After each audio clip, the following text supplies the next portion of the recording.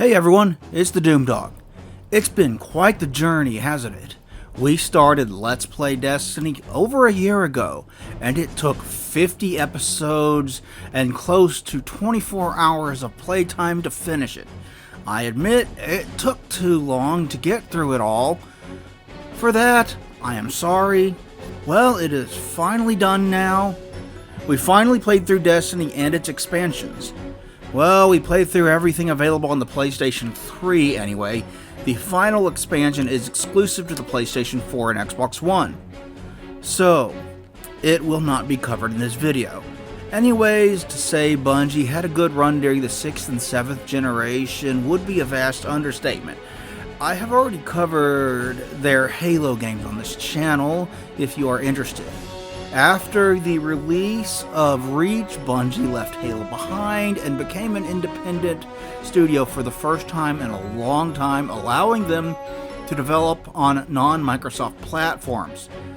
For the first time since Microsoft bought the company in 2001. This, of course, meant that they would develop for PlayStation hardware.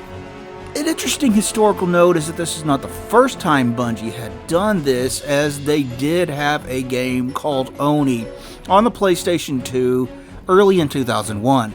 However, this is the first time they would develop for Sony in more than a decade, and it was their first crack at the PlayStation 3 and then upcoming PlayStation 4. The PlayStation 3 is notoriously difficult to develop for thanks to the unique architecture of its processor, and it led to a lot of games on the console both looking and running worse than the technically inferior Xbox 360 hardware. For our Let's Play, we elected to play the PlayStation 3 version of the game.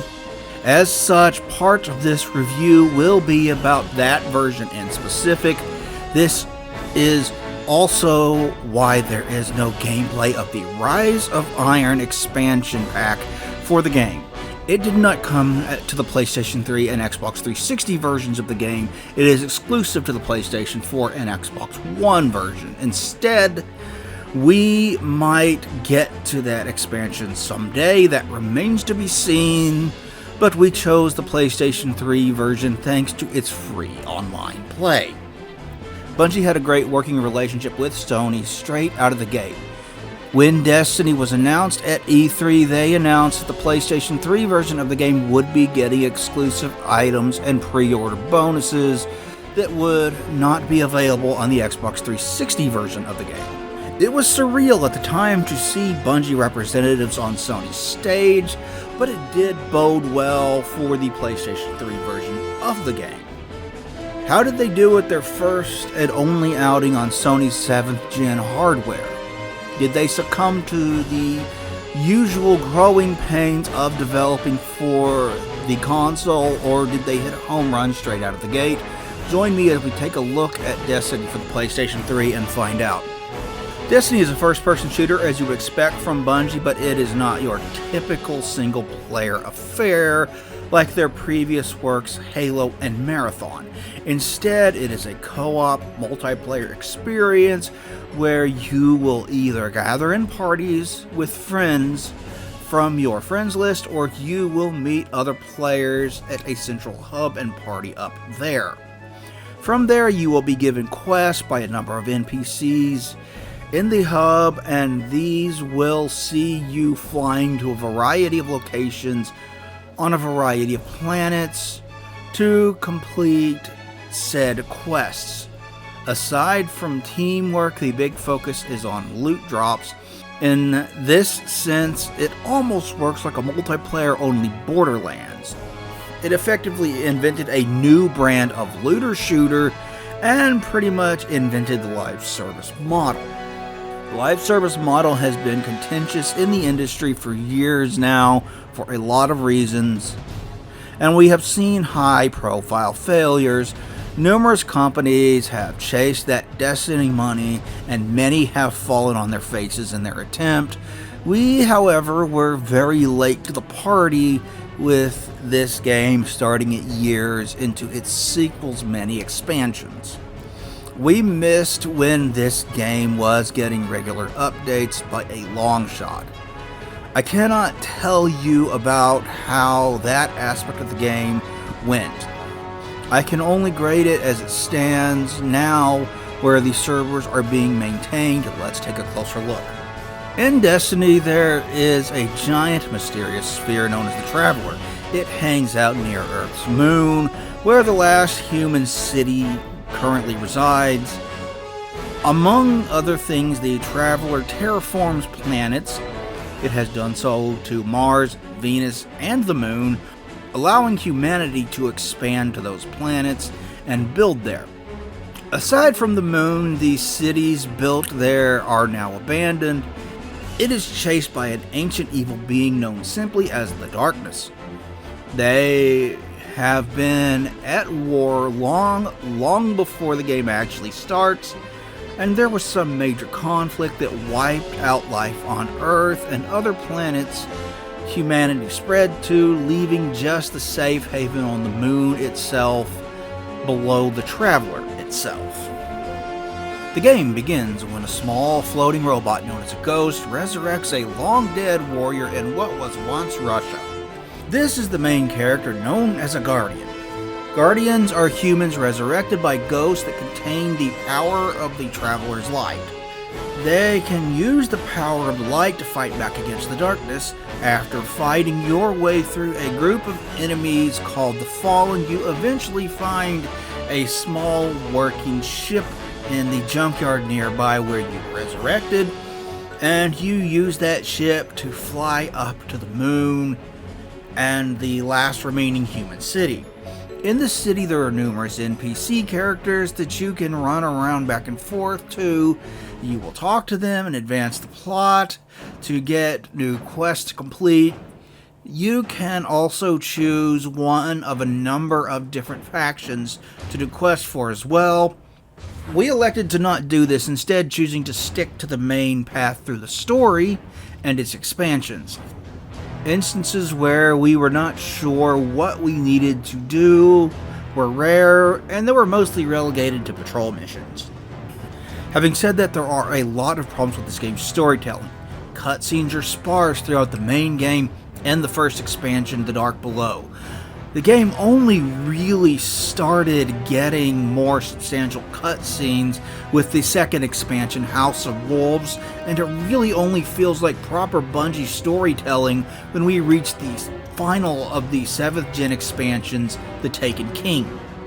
This is a major problem for the game because it leads to it feeling like there is little to no actual story throughout most of the game's runtime. The problem we kept running into with this game and its story is that we had no clue what was going on. Based off my research from reviews back in the day, when this game and its expansions came out, this seemed to be a pretty common sentiment among players. The game is fun, but I have no idea what is going on. It goes without saying that this is disappointing coming from Bungie, who had been known for their storytelling, even dating back as far as the Marathon games on Mac in the 90s.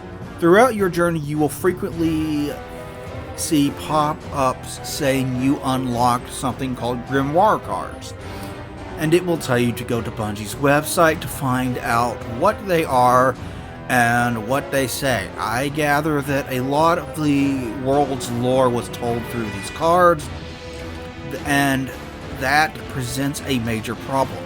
Your lore should be in the game.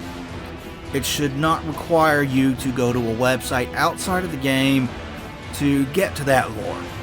If nothing else, at least have a codex like Mass Effect does that explains stuff. I did try to go to Bungie's website for the Grimoire cards, and I found it was all about Destiny 2. I looked into this, and I gather that the cards are not on Bungie's site anymore, making access to this essentially impossible. Please do correct me if I am off base on this one. I could be wrong, but if I'm not, this is really fucking stupid. Why would you not have all this accessible to the player now? That just cuts them off from tons of lore for this game and makes players resort to things like YouTube videos explaining it all. At the end of the day, I have no clue what was going on the vast majority of the time. Both Dalton and I discussed this at numerous points throughout our playthrough of it. Neither one of us knew what we were doing or why we were doing it most of the time. The storytelling in this game just plain sucks, and this is Bungie. They are capable of telling great stories. I heaped a lot of praise at Halo 2, for example, for its excellent story and arc for the Arbiter as a character. In this aspect, Destiny was a big disappointment. Graphically, however, the game is a very different story. This game is gorgeous, plain and simple. I can only assume that Sony themselves helped Bungie develop for the PlayStation 3, or that Bungie had practiced developing for the console prior to this game's release, or something, because none of the usual stumbling blocks associated with learning to work with the PlayStation 3 are here. This game is absolutely beautiful, and I would go as far as to say it is one of the best looking games on 7th gen hardware in general. What impresses me the most about this game is the frame rate. It does run at 30 FPS, as you would come to expect from the 7th gen, but it is a silky smooth 30 FPS. Unlike fucking most of the games from this generation, let's be real here, it does not struggle to reach 30. It does not have any problems maintaining it. The game is about as buttery smooth as you can get for a 30 frames per second. Destiny is well optimized on Sony's hardware. It does run at 720p, which is a low resolution by today's standards. If you go back to the 7th gen, though, that is to be expected. Even Xbox 360 games usually internally ran at a resolution of 720p that was upscaled to 1080p. Bungie has long had a knack for excellent art design. That is something they always got right with the Halo games, and Destiny is no different. This game isn't just gorgeous on a technical level, it is beautiful on an artistic one as well. This is the kind of game that any time you visit a new area, you will want to do some exploring just to see the world around you, simply because it is beautiful to look at. It draws you into its world with its strong art design like Halo did. This, however, is a bit of a double-edged sword. The world design is so beautiful and so interesting that I want to know more about it. It makes me more interested in what the lore and story has to offer, and this presents a major problem with the game. As previously discussed, this game sucks at dishing out both its story and its lore. I wish it was better at this because, as it stands, it can feel like a gorgeous world without much depth behind it. That is entirely the game's fault, too. There is lore to it, but the game won't give it to you. You have to go searching for it. All in all, though, Destiny is a complete package. I went into this version of the game expecting a much pared-back version of the game with frame rate problems. I did not really get that. It has a lower resolution, sure, but the game is amazing on a technical level with gorgeous art design and a rock-solid frame rate. The next-gen version of this game does look better, but the 7th gen version is by no means an afterthought, as cross-gen games often are. This game looks great and runs well. Another thing that Bungie is quite good at is sound design. I have my fair share of criticisms with the sound design for their guns in their games before Reach, but aside from that, they always had good audio design, and this game is no different. The sound design here is just as good as you would expect from Bungie. The environmental ambience is beautiful, the guns sound plenty powerful, the Taken make all kinds of unsettling noises when they enter areas and come after you. Everything sounds great. The voice acting is pretty sparse throughout much of the main game and first expansion, as cutscenes are few and far between. There is much more with the House of Wolves and Taken King expansions. During these cutscenes, the voice work is up to the standard you would expect from Bungie games, which is to say that it is great.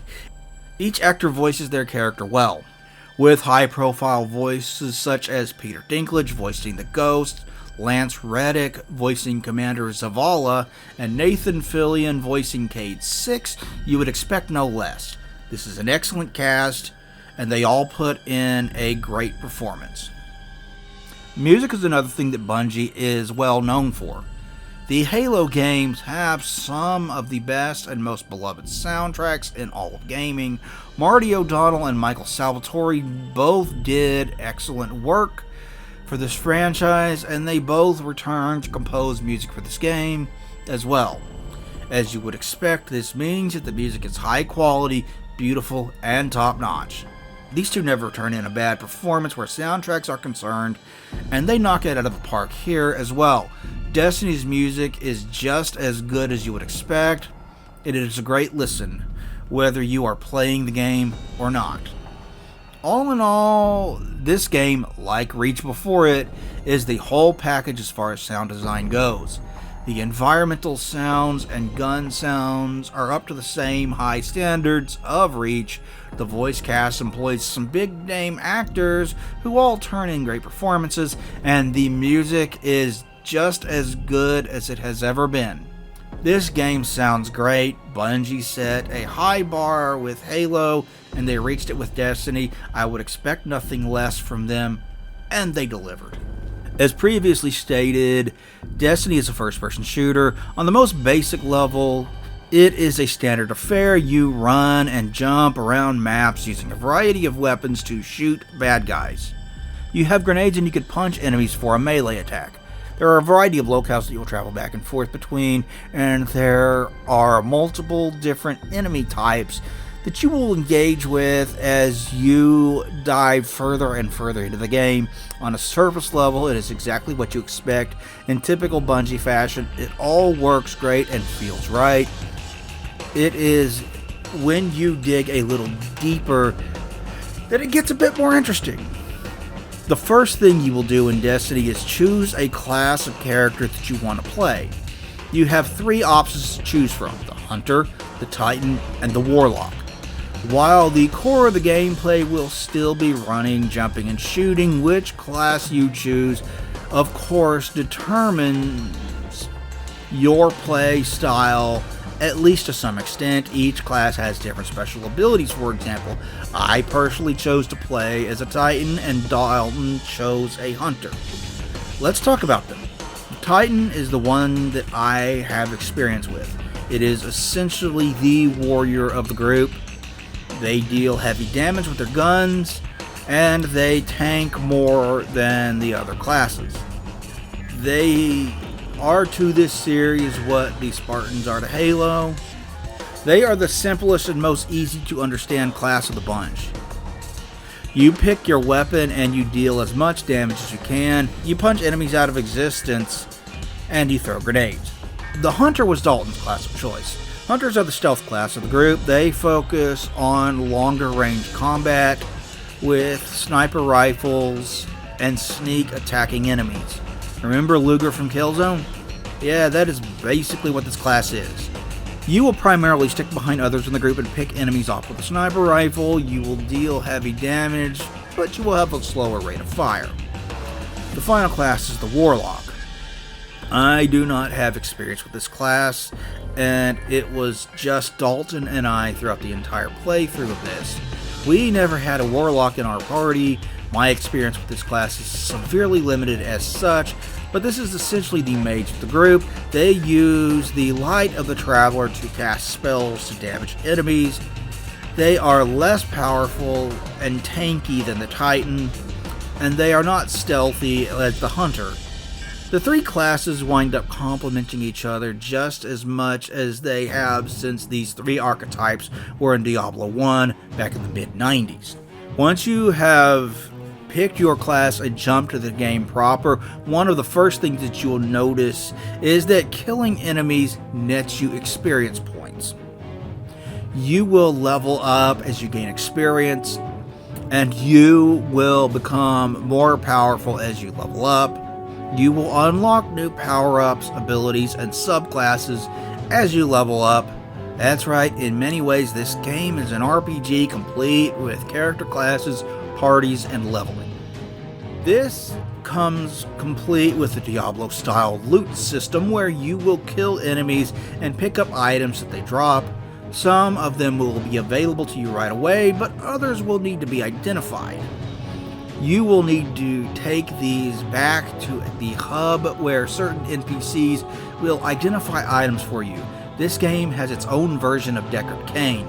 In many ways, it is an online loot fest RPG just like Diablo before it. As you would expect, you will collect weapons and gear to swap out what you're currently using and wearing and make your guardian more powerful.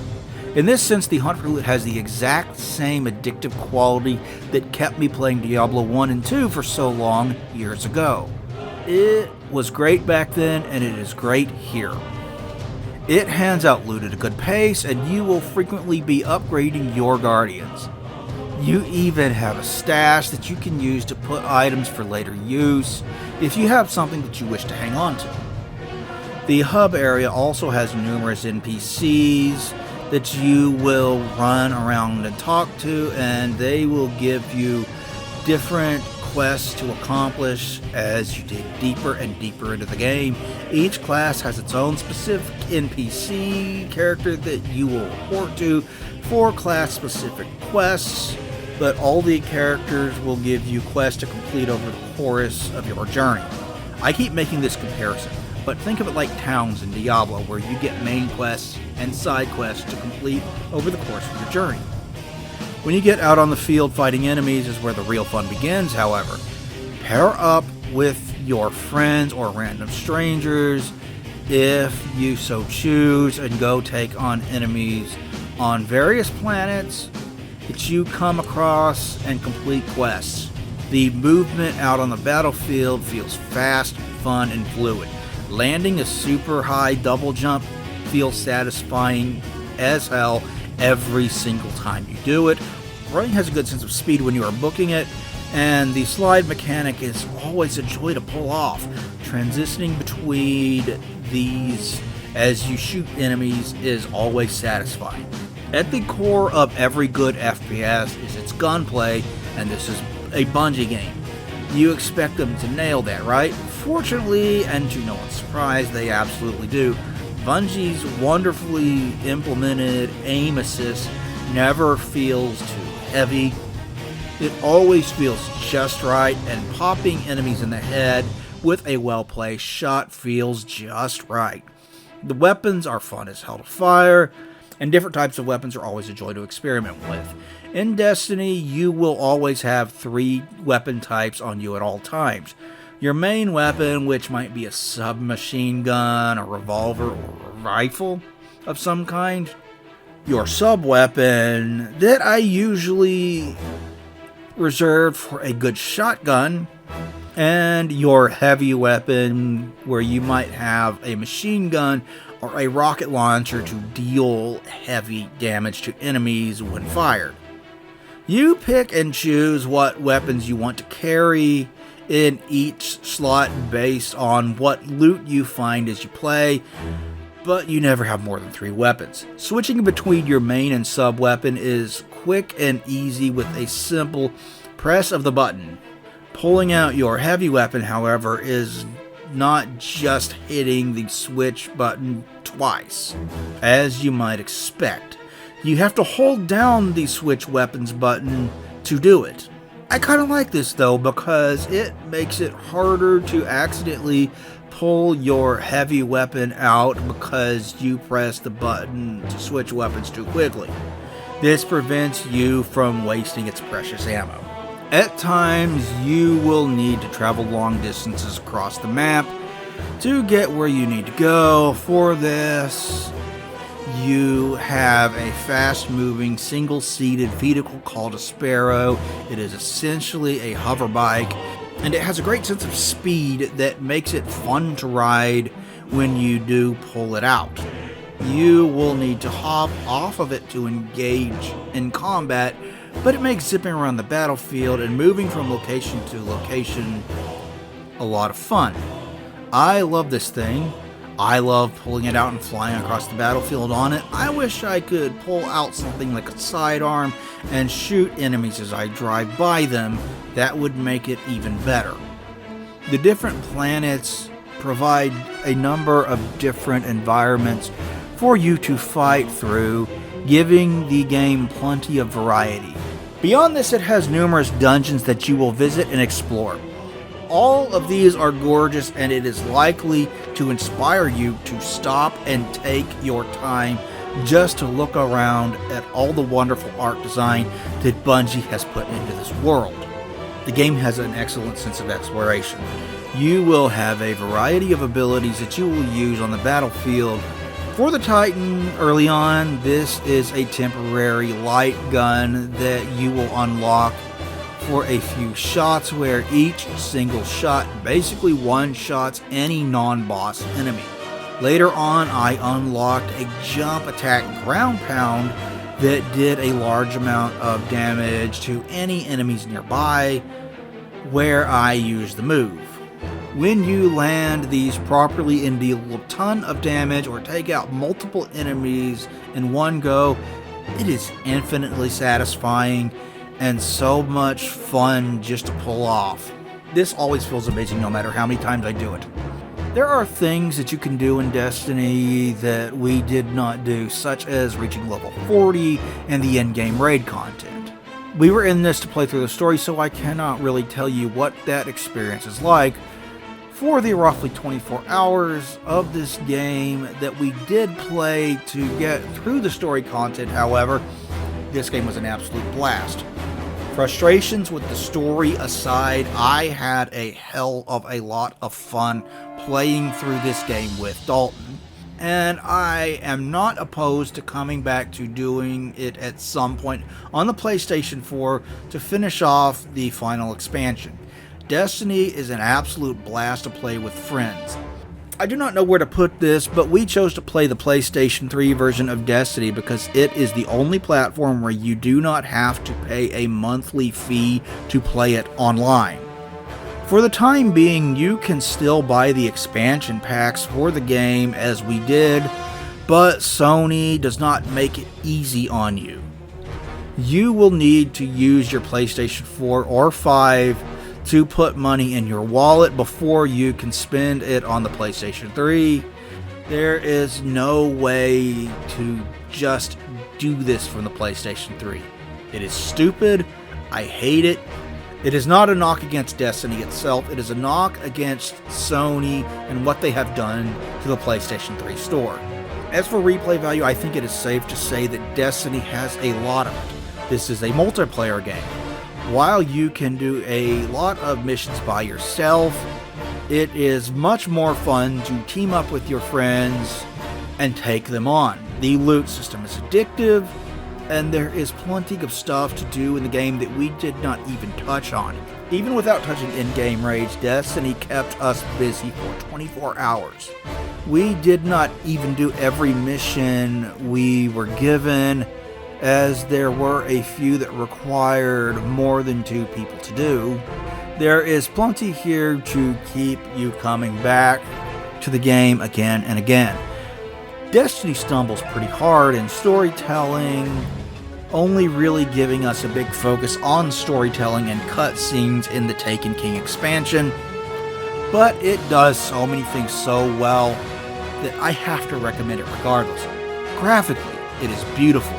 It is well optimized, it runs quite well, the music is as good as ever, the voice acting is just as good as you would expect from Bungie. The gameplay loop of killing enemies to level up, to find more loot so you can become stronger and kill more enemies is well done here, and it is just as addicting as it is in other games like that. If you have never played this game before, I do strongly recommend giving it a try sometime. Destiny was very fun from start to finish. The PlayStation 3 and Xbox 360 version is not the only version of this game that you can play, nor is it the best version. The PlayStation 4 and Xbox One consoles got a higher resolution and overall better looking version of the game, and you can get one more expansion that is not available on 7th gen consoles. If you have not played this before and do not mind a monthly fee to play online, it really is the best way to experience the game. And it can be played on your PlayStation 5 and Xbox Series consoles as well. Bungie, if you're listening, I would absolutely love a PC port of this game at some point. That would be amazing. Thank you all for watching. While it took way too long for us to get through this title, it was an enjoyable ride from beginning to end, and I am glad to finally be able to review it. I know we did not cover everything this game has to offer, but I do feel we played enough of it to form a valid opinion on it. I hope you enjoyed this review. If you could give us your thoughts below, that would be much appreciated. What did you think of Destiny? Like and share this video if you wish, subscribe for more, ring the bell to make sure you get notifications. Talk to you later, everyone. Doomdog out.